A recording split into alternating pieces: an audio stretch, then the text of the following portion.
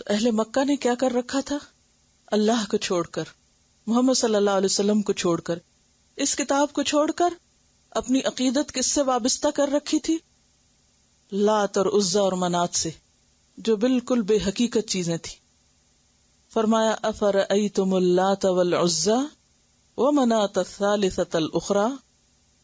3 دیویوں کا ذکر ہے یہاں، پیچھے بھی 3 چیزوں کا ذکر ہے نا، اللہ، جبریل اور محمد صلی اللہ علیہ وسلم، اور یہاں لات، عزی اور منات. افرأیتم اللات، کیا پھر دیکھا تم نے لات کو؟ اور یہ جو ہے یہ استفہام تحقیر کے لیے ہے. تم دیکھو تو اپنے لات کو. لات جو ہے یہ قبیلہ ثقیف کا بت تھا، اور ثقیف کہاں تھے؟ طائف میں. طائف والوں کا بت تھا یہ، لیکن دوسرے قبائل بھی آ کے اس کو پوجتے. والعزی، عزی وادی نخلہ میں ایک خراز نامی بستی میں اس کا مندر تھا، سوق اوکاس کے قریب. بنو غطفان اور بعض کے خیال میں بنو شیبان کی دیوی تھی یہ. آپ کو یاد ہوگا کہ احد کے میدان میں ابو سفیان نے نعرہ لگایا تھا لنا عزی ولا عزی لکم، کیونکہ وہ عزی سے اپنی عزت سمجھتے تھے. ومنات، اور منات جو قدید کے مقام پر مکہ اور مدینہ کے درمیان بحر احمر کے کنارے اوس و خزرج اور بنو خزاع کا بت تھا. کہتے ہیں کہ کعبہ کی طرح اس کا بھی حج کیا جاتا تھا. کعبہ سے فارغ ہو کے لوگ اس کے لیے لبیک پکارنے لگتے. ومنات الثالثۃ، اور تیسری منات الاخری جو ایک اور ہے. الکم الذکر ولہ الانثی، کیا تمہارے لیے تو ہوں بیٹے اور اس کے لیے ہوں بیٹیاں. کہ ان 3 دیویوں کے علاوہ وہ فرشتوں کو اللہ کی بیٹیاں قرار دیتے. کہا کہ تم اس عظیم رب کے ساتھ کیا معاملہ کرتے ہو؟ اپنے لیے تو بیٹوں کو پسند کرتے ہو اور اللہ سے بیٹیاں منسوب کرتے ہو. تلک اذن قسمت ضیزی، تلک یہ، اذن تب، قسمت تقسیم ہے، ضیزی بے انصافی کی. ضاز یضیز کا لفظی معنی ہوتا ہے ستم ڈھانا، کسی کے حق میں کمی کرنا. ضیز کجی کو بھی کہتے ہیں. یہ تو تقسیم بہت ٹیڑھی ہے، ظالمانہ ہے، ناقص ہے کہ اپنے لیے کچھ پسند کرتے اور اللہ کے ساتھ کسی اور کو منسوب کرتے ہو.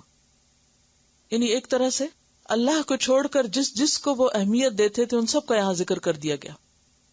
ان ہی الا اسماء سمیتموہا، ان ہی نہیں وہ، الا مگر، اسماء نام ہے، سمیتموہا تم نے نام رکھ لیے ان کے. یعنی یہ دیویاں اور یہ بت اور ان سے جو عقیدتیں تم نے وابستہ کر رکھی ہیں اور جو اہمیت تم ان کو دیتے ہو، یہ محض تمہارے منہ کی بات ہے، تمہاری زبان کا کہنا ہے. یہ صرف تم نے خود ہی نام رکھ لیے ہیں. نام رکھنے سے کسی کے اس کی حقیقت تو نہیں بدل جاتی. مثلاً اگر آپ کھڑکی کو دروازہ کہنا شروع کر دیں تو کیا ہوگا؟ تو دروازہ بن جائے گا. کھڑکی تو کھڑکی. لکڑی کو آپ لوہا کہیں یا لوہے کو پتھر کہیں، کسی پتھر کو خدا مانے تو اس سے خدا تھوڑی بن جائے گا. یہ تو تمہارا رکھا ہوا نام ہے، اس میں تو کچھ بھی حقیقت نہیں. سمیتموہا تم نے یہ نام رکھے، انتم و آباؤکم تم نے اور تمہارے باپ دادا نے. ما انزل اللہ بہا من سلطان نہیں اتاری اللہ نے اس کے ساتھ کوئی برہان، کوئی دلیل. یہ جن کو تم خدا مانتے ہو اور جن کو تم سفارشی کہتے ہو کبھی، اور جن سے تم نے اپنی رزق، روزی، عزت، اولاد وابستہ کر رکھی ہے، ان کی کچھ بھی حقیقت نہیں. ان یتبعون الا الظن نہیں وہ پیروی کرتے مگر وہم و گمان کی، ظن کی. وما تہوی الانفس اور جو چاہتے ہیں نفس، بس نفس کی خواہشات ہیں، بس ان کے دلوں کی باتیں ہیں جن کے پیچھے یہ پڑے ہوئے ہیں، حقیقت ان کی کچھ بھی نہیں. وَلَقَدْ جَاءَهُم مِّن رَّبِّهِمُ الْهُدَىٰ اور البتہ تحقیق آ گئی ان کے پاس ان کے رب کی طرف سے ہدایت. ہدایت موجود ہے. ہدایت کو چھوڑ کر، قرآن جیسی عظیم چیز کو چھوڑ کر یہ کس کے پیچھے چل رہے ہیں؟ اپنی خواہشات نفس کے پیچھے، اپنے اوہام اور خیالات کے پیچھے، بے بنیاد بے حقیقت باتوں کے پیچھے. تو ایک طرف علم کا سورس وحی الہی اور اللہ کی ذات ہے، اور دوسری طرف محض ان کے خیالات، وہم و گمان، خواہشات، ان دو میں سے اصل کیا ہے، حقیقت کیا ہے، عظمت کس چیز کی ہے؟ اور یہاں واضح طور پر دو علوم کے درمیان کمپیرزن کر دیا گیا. ایک طرف دنیاوی علوم ہے جن کی بنیاد ظن و گمان پر ہے، اور دوسری طرف دینی علم ہے، قرآن کا علم ہے جس کی بنیاد وحی الہی پر ہے. اب ہمارے ایمان کا بھی حال کیا ہے؟ جو بات اللہ کہتا ہے، قرآن میں آتی ہے، اس پر یقین پورا کوئی نہیں ہے، اور جو بات کوئی سائنٹسٹ کہہ دے یا کوئی انسان بول دے اس کو ہم پتھر پہ لکیر سمجھتے ہیں، اور پورا یقین کر لیتے ہیں، اور پورا ایمان رکھتے ہیں اس پر، اور اسی کے مطابق اپنی زندگی ڈھالے ہوئے ہیں. الہ کیا ہوتا ہے؟ دراصل الہ وہ ہوتا ہے جس سے انسان کی ساری عقیدت وابستہ ہو جائے، جسے وہ ہر چیز پر زیادہ اہم اور سب سے زیادہ اوپر کر دے. تو اہل مکہ وغیرہ جو تھے اس دور کے لوگ، ان کی ساری عقیدتیں، ان کا سب کچھ کس سے وابستہ تھا؟ ان بتوں سے. ہر دور کے لوگوں کے بت مختلف ہوتے ہیں. اگر کسی کی ساری عقیدت مال و دولت سے وابستہ تو وہی اس کا بت ہے، وہی اس کی دیوی. اگر کسی کا کسی خاص علم یا نظریے یا فلسفے سے ہے تو وہی اس کا الہ بنا ہوا ہے. تو بات یہ ہے کہ ایک طرف اللہ کا بھیجا ہوا علم اور معرفت ہے، اور دوسری طرف اتباع ظن اور اتباع ہوا ہے. زندگی کا کوئی بھی معاملہ اگر ہم اپنے رویوں پر غور کریں تو رہنمائی کہاں سے لیتے ہیں؟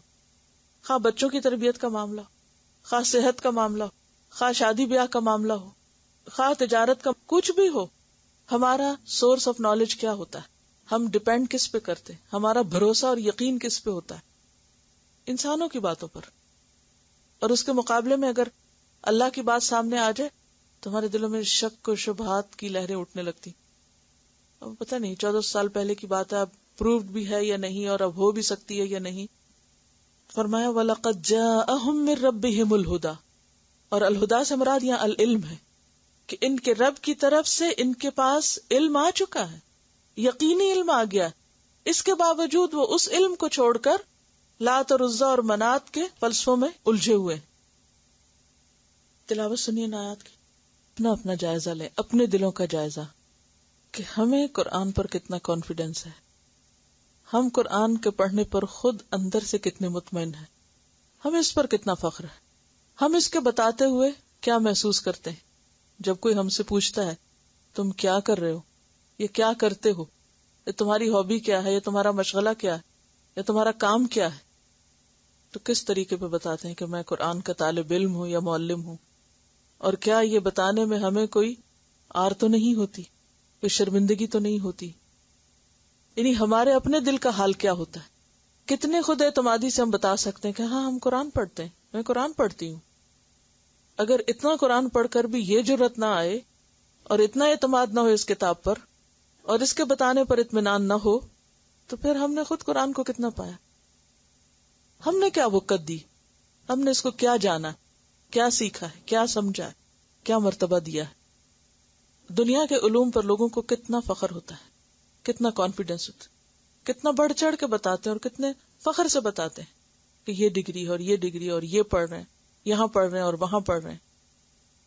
آج کس ماں کو، یہ خود انسان کو اس پر فخر ہو کہ ہاں میرا بچہ قرآن پڑھتا ہے؟ ہم تو خود شرمندگی سے چھپے چلے جاتے ہیں کہیں. کیوں؟ اس لیے کہ اس کو اہمیت دی نہیں ہم نے جو اس کی دراصل اہمیت ہے. اور افسوس یہ کہ خود ہم مسلمانوں نے ہی نہیں دی، اور خود ہم ہی ایک دوسرے کا مذاق اڑانے کے لیے کافی ہیں. ام للانسان ما تمنا، کیا انسان کو وہ مل جائے جس کی وہ تمنا کرے؟ یعنی خود تو تم قرآن کو اس کا کوئی حق نہ دو، اللہ کی کسی بات کو وہ اہمیت نہ دو، اور جب تم آخرت میں جاؤ تو کیا چاہو کہ جنت مل جائے. جنت کو جو راستہ جاتا ہے اس راستے پر تو تمہیں اطمینان نہ ہو. جو چیز جنت کی طرف بلاتی ہے اس چیز کو تو تم خوشی سے قبول نہ کرو، اور پھر اینڈ آف دا ڈے تمہیں وہ ملے جو تم خواہش کرتے ہو. کیا انسان یہ سمجھتا ہے کہ اس کو وہ سب مل جائے گا جس کی وہ تمنا کرتا ہے؟ کیا انسان کو وہی دینا چاہیے جو وہ چاہتا ہے؟ فَلِلَّهِ الْآخِرَةُ وَالْأُولَى، پس اللہ کے لیے ہے آخرت اور دنیا. آخرت کا لفظ پہلے کیوں کہا گیا؟ فَلِلَّهِ الْآخِرَةُ، کیونکہ آخرت میں اللہ کی جو حکومت اور ملک اور قدرت اور قوت اور سلطنت ظاہر ہوگی وہ دنیا میں ہمیں نظر نہیں آتی، اگرچہ دیکھنے والے اب بھی دیکھتے ہیں. صرف ایک آسمان کو ہی دیکھ کر بہت کچھ سمجھ میں آ سکتا ہے، اللہ کی عظمت اور اللہ کی قدرت اور اس کی بادشاہت. لیکن آج اگر کسی کو نظر نہیں بھی آتی تو کل آخرت میں خوب نظر آئے گی. وَلِلَّهِ الْآخِرَةُ، اللہ ہی مالک ہے آخرت کا، والأولی، اور دنیا کا بھی. قیامت کے دن اللہ تعالیٰ فرمائیں گے نا لمن الملک اليوم، آج بادشاہت کس کی ہے؟ تو سارے دنیا کے بادشاہ بیٹھ جائیں گے، کوئی نہیں بولے گا. للہ الواحد القہار، ایک اللہ کے لیے جو بہت زبردست ہے. تو یہاں پر اللہ کی بادشاہت اور اللہ کی ملکیت کی بات کیوں کی گئی؟ کہ سارے خزانے اس کے پاس ہیں، ہر چیز کا مالک وہ ہے، ملے گا تمہیں وہ جو وہ چاہے گا.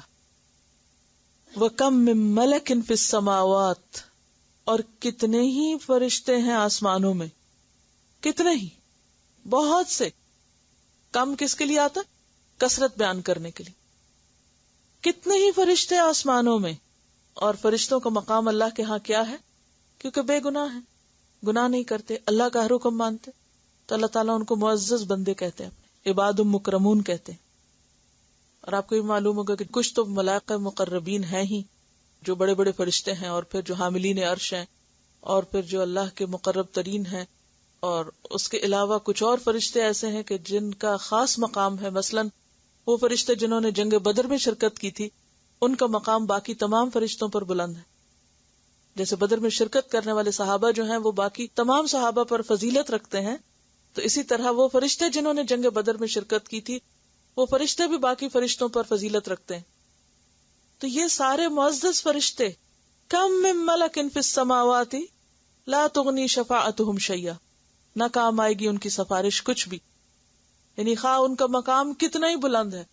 اب جبریل علیہ السلام ہی کا مقام آپ دیکھیے، عند ذی العرش مکین مطاع ثم امین. اللہ کے ہاں ان کا بہت بڑا مقام اور مرتبہ ہے، شدید القوا ہے، ذو مرت ہے. لیکن اس کے باوجود اگر اللہ نہ چاہے تو ان کی سفارش کام نہیں آ سکتی.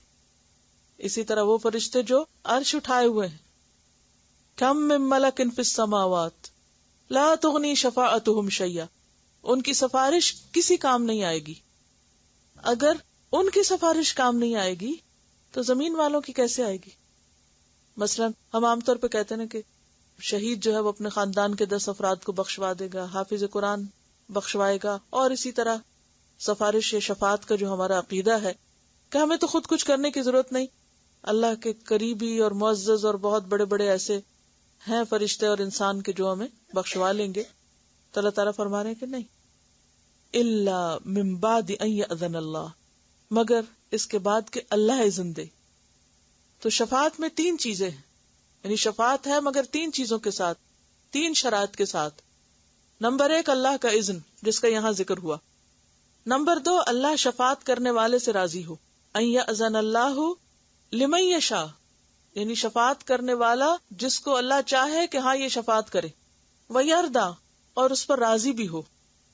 اور اسی طرح جس کے لیے شفاعت کی جا رہی ہے اس پر بھی اللہ راضی ہو کہ ہاں اس کے لیے شفاعت ہو سکتی. ولا یشفعون الا لمن ارتضی، نہیں وہ سفارش کریں گے مگر جس پر اللہ راضی ہوگا. تو نمبر 1 اللہ کا اذن ضروری ہے، نمبر 2 شافع پر اللہ کی رضامندی ضروری ہے، اور نمبر 3 مشفوع یعنی جس کی شفاعت کی جائے اس پر اللہ کی رضا کا ہونا ضروری ہے. تو اصل چیز پھر کیا ہے؟ اللہ کی رضا. تو بتایا کیا جا رہا ہے کہ آخرت کا انجام تمہاری تمناؤں پہ مبنی نہیں، نہ ہی آخرت میں کسی کو کامیابی ہو سکتی ہے کسی کی سفارش سے جب تک کہ اللہ کا اذن نہ ہو. جہاں تک خواہشات اور امانی کا تعلق ہے تو سورۃ النساء کی آیت 123 میں آتا ہے لیس بامانیکم ولا امانی اہل الکتاب، نہ تمہاری خواہشات کی بات ہے اور نہ اہل کتاب کی. من یعمل سوءا، جو برا کرے گا، یجزا بہ، وہ اس کی جزا دیا جائے گا، بدلہ پائے گا. ولا یجد لہ من دون اللہ ولیا ولا نصیرا، اور وہ اللہ کے سوا کسی کو اپنا دوست اور مددگار نہ پائے گا. تو بات یہ ہے کہ اگر کوئی شخص اس دنیا میں اللہ کی عظمت کو نہیں پہچانتا اور اللہ کی اطاعت نہیں کرتا، اور آخرت کا معاملہ صرف امیدوں خواہشات اور تمناؤں پہ رکھتا ہے تو وہ ایک دھوکے کا شکار ہے، خود فریبی کا شکار ہے۔ اب دیکھیے کہ دنیاوی معاملات میں تو ہم محض تمنا اور امیدوں سے کام نہیں لیتے۔ جب ہم کسی بھی چیز میں کامیابی چاہتے ہیں تو اس کے لیے محنت کرتے ہیں، کوشش کرتے ہیں۔ ہمیں معلوم ہوتا ہے کہ صرف خواہش کرنے سے کوئی چیز نہیں ملتی، خواہش کے ساتھ کوشش ضروری ہے۔ لیکن آخرت کا معاملہ ہم نے اس سے مختلف سمجھ رکھا ہے، اس میں ہم کوشش کو فرض نہیں سمجھتے، تمناؤں پہ جینا چاہتے ہیں، اور یا تمناؤں سے نکلیں گے تو شفاعت کو کافی سمجھیں۔ اور یہی ایک بہت بڑی وجہ ہے بہت سے لوگوں کی بے عملی کی، آخرت کے عقیدے کی درستگی کا نہ ہونا۔ ان الذین لا یؤمنون بالآخرۃ، بے شک وہ لوگ جو آخرت پر ایمان نہیں رکھتے۔ آخرت کیا چیز ہے؟ صرف یوم القیامہ؟ جب آپ کہتے ہیں آخرت پر ایمان تو اس سے مراد کیا ہوتا ہے؟ کس کس چیز پر ایمان ذرا بتائیے مجھے۔ والبعث بعد الموت، اور اپنے ایمان کا بھی ذرا جائزہ لے لیجئے۔ حساب کتاب، جنت، آگ اور پلسرات اور اوزان، موازین، اور قبر کا عذاب، قبر کا حساب کتاب، وہ آخرت نہیں؟ وہ بھی آخرت ہے۔ آخرت شروع ہوتی ہے موت کے فوراً بعد سے۔ من مات فقد قامت قیامتہ، جو مر گیا اس کی قیامت قائم ہو گئی، وہیں سے ہی آغاز ہو جاتا ہے۔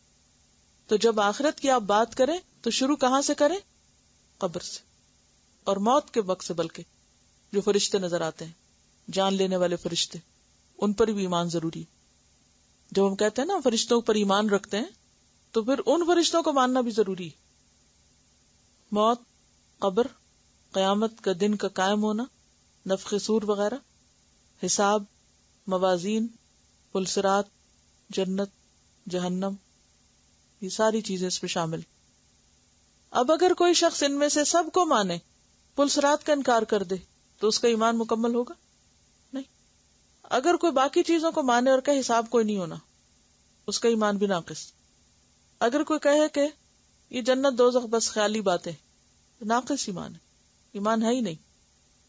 تو ان الذین لا یؤمنون بالآخرۃ، بے شک وہ لوگ جو آخرت کو مانتے نہیں ہیں، لیسمون الملائکۃ تسمیۃ الانثی، البتہ وہ نام رکھتے ہیں فرشتوں کے نام عورتوں والے، یعنی وہ ایسی حرکتیں کرتے ہیں۔ تو اس سے پتہ کیا چلتا ہے کہ اعمال کی ساری خرابیاں اور ان کا اصل سبب کیا ہے؟ آخرت پر ایمان کی کمزوری، آخرت پر ایمان نہ ہونا۔ جس کو پتہ اس کا حساب ہوگا، پکڑ ہوگی، جزا ہوگی، سزا ہوگی، تو وہ تو پھر سیدھا ہی رہے گا، ہر قدم ناپ تول کے رکھے گا۔ یعنی یہ اہل عرب میں خرابی کہاں سے آ گئی کہ ان کا آخرت پر ایمان درست نہ رہا، اسی لیے انہوں نے اللہ کے ساتھ فرشتوں کو شریک کر لیا اور اللہ کی بیٹیاں بنا لی۔ وما لہم بہ من علم، اور نہیں ان کے پاس اس بات کا کوئی علم۔ کس بات کا؟ فرشتوں کی اس حیثیت کا جو انہوں نے بنا رکھی ہے۔ سورۃ یوسف میں بھی آتا ہے نا، ما تعبدون من دونہ الا اسماء سمیتموها انتم وآباؤکم، اور سورۃ زخرف میں آتا وجعلوا الملائکۃ الذین هم عباد الرحمن اناثا، کہ فرشتوں کو جو عباد الرحمن ہیں انہوں نے کیا بنا رکھا ہے؟ بیٹیاں، عورتیں۔ ان کے پاس اس کی کوئی دلیل نہیں ہے۔ ان یتبعون الا الظن، نہیں وہ پیروی کر رہے مگر ظن کی، گمان کی۔ وَإِنَّ الظَّنَّ لَا يُغْنِي مِنَ الْحَقِّ شَيْئًا، اور بے شک گمان حق کو کچھ بھی فائدہ نہیں دیتا۔ گمان سے انسان حق کو نہیں پا سکتا۔ حق کو پانے کے لیے کیا چاہیے؟ علم یقینی۔ وہمی اور خیالی باتیں اور انسانوں کے بنائے ہوئے فلسفے اور انسانوں کی من گھڑت باتیں، اس سے انسان حق تک نہیں پہنچ سکتا۔ آج بھی آپ دیکھیں کہ لوگ قرآن نہیں پڑھتے، سنت کا مطالعہ نہیں کرتے، ان دو چیزوں کو ایک طرف رکھ کے دین کے بارے میں اپنے خیالات اور اپنی مرضی کی باتیں اور اپنی من گھڑت قسم کی باتیں جو ہیں وہ کرتے رہتے ہیں۔ ایسی باتیں خواہ کتنی بھی خوبصورت کیوں نہ، بظاہر کتنی لاجیکل نظر کیوں نہ آتی ہوں، لیکن ان سے انسان حق تک نہیں پہنچ سکتا، حق کو نہیں پا سکتا۔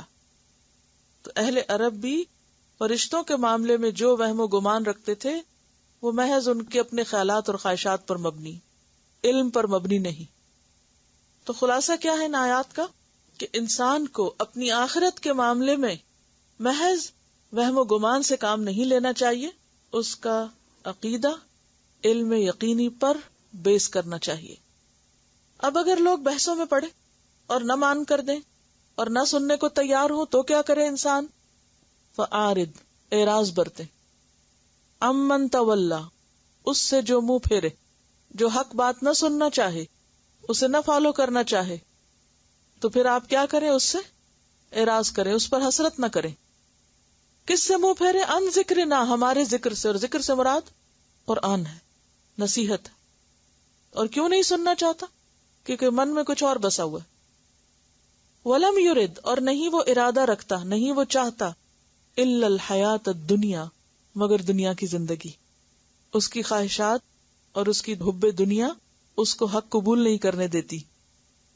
اور اگر دیکھا جائے تو بہت بڑی حقیقت ہے، ہم دنیاوی علوم اور دنیاوی فلسفوں اور دنیاوی ترقی سے کیوں اتنے مرعوب ہوتے ہیں؟ کیونکہ اس میں ہماری دنیا کا فائدہ ہوتا ہے. کیوں بھاگ بھاگ کے ہم ان سب چیزوں کی طرف جاتے ہیں اور سب کچھ قربان کرنے کو تیار ہوتے ہیں؟ کیونکہ اس سے ہمیں جلد ملنے والا فائدہ حاصل ہوتا ہے. تو بات یہ ہے کہ اللہ کے ذکر سے، قرآن سے جو منہ موڑ جائے، اور اس لیے کہ وہ دنیا کی زندگی کا طالب ہے، خواہش مند ہے، تو ایسے شخص کے منہ موڑنے پر آپ حسرت نہ کریں، آپ غم نہ کریں، آپ انہیں ان کے حال پہ چھوڑ دیں. ذالک مبلغہم من العلم، یہی انتہا ہے ان کے علم کی. مبلغ کس کے وزن پر ہے؟ مفعل، پہنچنے کی جگہ. اور مفعل ظرف ہوتا ہے نا. یہ ان کے علم کے پہنچنے کی حد ہے، انتہا ہے.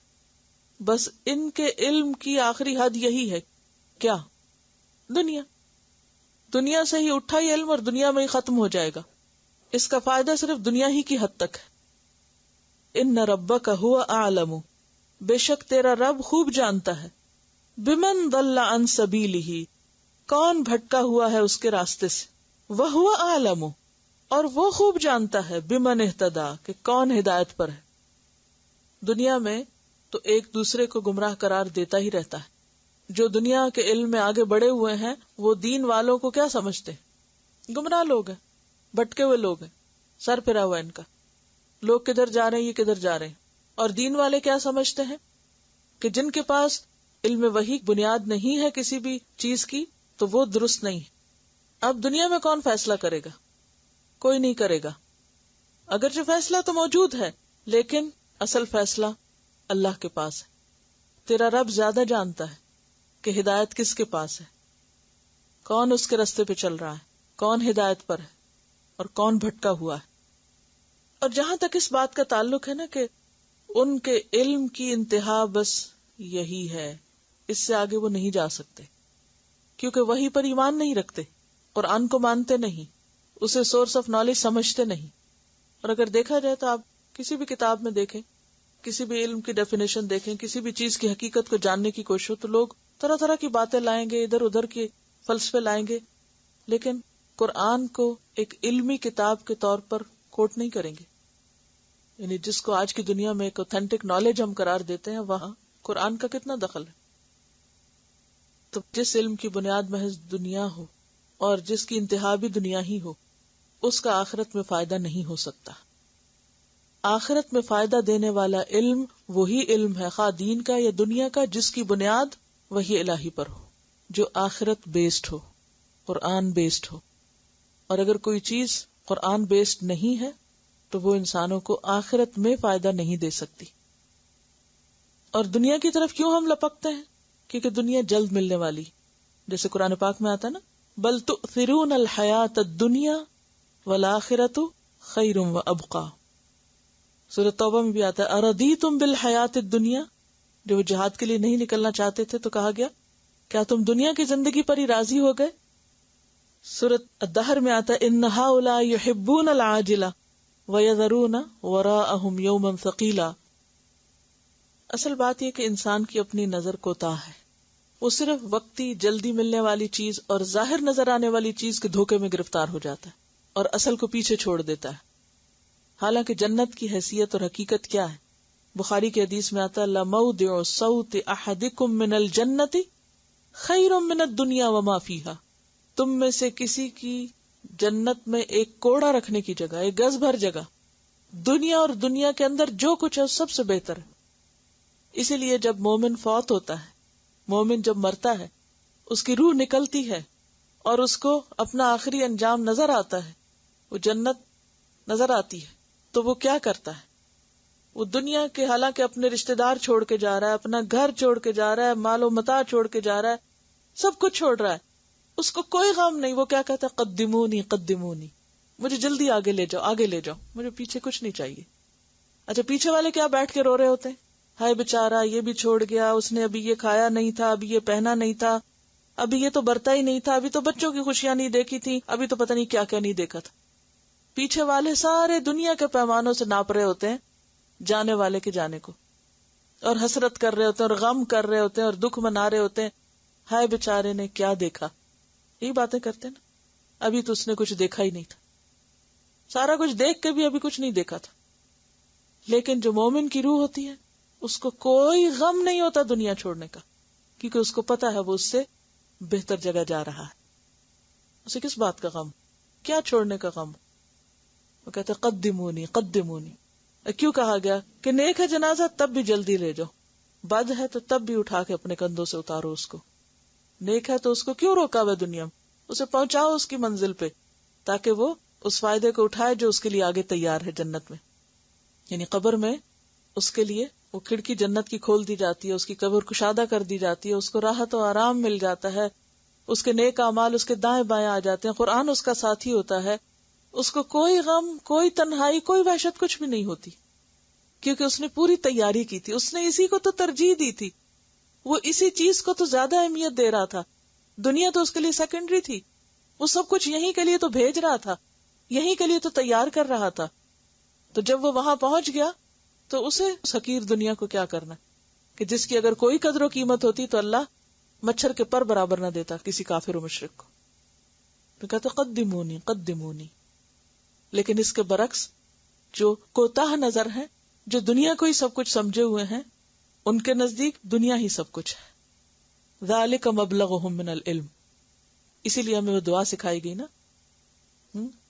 ولا تجعل الدنیا اکبر ہمنا، اور دنیا کو ہمارے لیے سب سے بڑا ہم اور غم نہ بنانا. ہم سب بھی اپنے دلوں کا جائزہ لیں، ہمارے غم کیا ہے، ہماری فکر کیا ہے جو ہمارے دلوں کو گھن کی طرح چاٹ رہی. کیا ہے وہ غم؟ دنیا یا آخرت؟ ہم سب کو سوچنے کی ضرورت ہے. ہم اپنے ساتھ سچ بولنے والے ہوں. ہم دوسروں کے سامنے تو کہہ سکتے ہیں کہ ہائے ہمیں آخرت کی فکر ہے، لیکن ہم اپنے اندر سے پوچھیں، جب بھی کسی چیز کا غم لگے، جب بھی کسی چیز پر دکھ آئے، پریشانی ہو، فوراً سوچا کریں اصل مسئلہ یہ نہیں ہے، اصل مسئلہ کچھ اور ہے، اصل مسئلہ آخرت ہے، اصل فکر کی چیز وہ ہے. لیکن جب ہمارے دل خالی ہی نہیں ہوتے یہاں کے غموں سے، یہاں کی فکروں سے، یہاں کی پریشانیوں سے، تو پھر وہ غم کبھی لگتا ہی نہیں. مومن کا غم دنیا نہیں ہوتی، مومن کا غم اور فکر آخرت ہوتی ہے. مومن دنیا میں کسی چیز کے کھونے اور کسی چیز کے جانے پر اس طرح پریشان نہیں ہوتا جس طرح آخرت کے جانے پر. جیسے وہ ایک حدیث میں آتا ہے نا کہ جس کی عصر کی نماز ضائع ہو گئی، ایسا ہے گویا گھر اور جو کچھ گھر میں سبھی برباد ہو گئے. لیکن ہم میں سے کتنے لوگ ایسے ہیں کہ جو اس پر کبھی غم کریں کہ ان کی نماز چلی گئی، اور پھر اپنے بارے میں کیا، اپنی اولاد کے بارے میں سوچیں، اپنے رشتہ داروں کے بارے میں، اپنے دوستوں کے بارے میں، کہ جب ان کی آخرت کو کوئی نقصان پہنچتا تو ہمیں کوئی غم لگتا؟ کوئی غم نہیں لگتا ہمیں. اگر کوئی کسی نیکی سے محروم رہ جائے ہمارا دوست تو ہمیں کوئی غم نہیں لگتا کہ کیوں نیکی سے محروم رہا. لیکن اگر کسی کی دنیا چلی جائے تو ہم میں سے ہر ایک دکھ مناتا ہے، اور ہر ایک دکھی ہوتا ہے اس کے لیے، ہائے ہم تمہارے لیے سوری فیل کرتے ہیں کہ تمہارے ساتھ یہ ہو گیا. صحابہ کرام دوسری چیزوں پہ غم منایا کرتے تھے. جب کسی کی آخرت کو کوئی نقصان پہنچتا تو وہ اس وقت غمگین ہوتے تھے. تو اللہ تعالیٰ کیا فرماتے ہیں؟ من کان یرید العاجلۃ عجلنا له فیہا ما نشاء لمن نرید ومن اراد الآخرۃ وسعى لها سعیها وهو مؤمن فاولئک کان سعیہم مشکورا. دوسری جگہ آتا ہے من کان یرید حرث الآخرۃ نزد له فی حرثہ ومن کان یرید حرث الدنیا نؤتہ منها وما له فی الآخرۃ من نصیب فأعرض عمن تولى عن ذکرنا یہ وہی بات ہے نا، ہوا خیر مما یجمعون.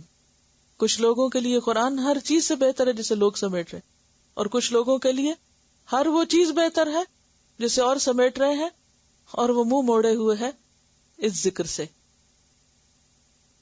اگر ہمیں یہ پتا چلے نا کہ کوئی شخص اپنی جاب چھوڑ کے قرآن سیکھنے لگ گیا تو ہم کہیں گے ہائے بیچارہ، اتنے پیسے سیکریفائس کر دیے اور اپنا فیوچر برباد کر کے تو وہ کیا کر رہا ہے. اور اگر ہمیں یہ پتا چلے کہ کسی شخص نے قرآن چھوڑ کے دنیا اختیار کر لی تو ہم سوچتے ہیں اچھا فیوچر تو سیکیور ہو گیا.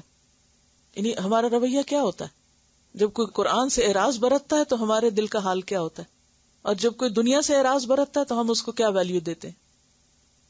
ہم اپنے اندر جھانکیں کہ ہماری پرائرٹی کیا ہے، ہماری ترجیح کیا ہے، ہم کس چیز کو اہمیت دیے ہوئے. تو اللہ تعالیٰ فرماتے فَأَعْرِضْ عَمَّنْ تَوَلَّىٰ، جو منہ موڑتا ہے موڑے، عن ذکرنا، ہمارے ذکر سے. وَلَمْ يُرِدْ، کیوں منہ موڑ رہا ہے؟ کیونکہ وَلَمْ يُرِدْ إِلَّا الْحَيَاةَ الدُّنْيَا، اسے دنیا کی زندگی چاہیے. ذَلِكَ مَبْلَغُهُم مِّنَ الْعِلْمِ، آخرت کا علم جو نہیں پتا، جو نہیں وہ کیا ہے، دنیا جانتے ہیں لہٰذا دنیا ہی کو ویلیو کرتے ہیں. إِنَّ رَبَّكَ هُوَ أَعْلَمُ بِمَنْ ضَلَّ عَن سَبِيلِهِ، تیرے رب کو پتا چل جاتا ہے جو بھی اس کی راہ چھوڑتا ہے، بھٹکتا ہے. وَهُوَ أَعْلَمُ بِمَنِ اهْتَدَىٰ، اس کو یہ بھی پتا ہوتا ہے کہ کون اس کے راستے پہ آ گیا ہے، ہدایت پا گیا ہے. سبحانک اللہم وبحمدک، نشہد ان لا الہ الا انت، نستغفرک ونتوب الیک. السلام علیکم ورحمۃ اللہ وبرکاتہ.